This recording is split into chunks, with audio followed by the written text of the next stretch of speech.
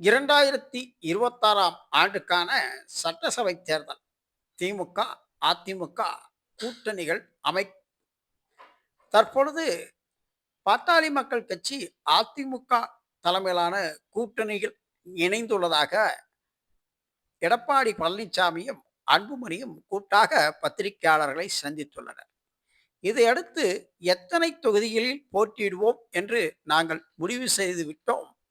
பின்பு அறிவிக்கப்படும் என்று தெரிவித்த எடப்பாடி பழனிசாமி, 2021ல் பாட்டாளி மக்கள் கட்சி, அனைத்திந்திய அண்ணா திராவிட முன்னேற்ற கழக கூட்டணிகள் 23 தொகுதிகளில் நின்றது குறிப்பிடத்தக்கது. எனவே அதே 23 தொகுதிகள் வழங்கப்படலாம், முடிவு செய்யப்பட்டிருக்கலாம் என தெரிய வருகிறது. இதில் 5 தொகுதிகள் மட்டுமே வெற்றி பெற்றது பாட்டாளி மக்கள் கட்சி என்பது குறிப்பிடத்தக்கது. எனவே மீண்டும் 23 தொகுதிகள் வழங்கப்படுமா, ராமதாஸ் இல்லாத கூட்டணி வலுவாக இருக்குமா என்பதை தேர்தல் முடிவுதான் முடிவு செய்யும். எனவே அனைத்திந்திய அண்ணா திராவிட முன்னேற்ற கழக கூட்டணியில் பாட்டாளி மக்கள் கட்சிக்கு 23 சீட்டுகள் பழையபடியே வழங்கப்படலாம் என தெரிய வருகிறது.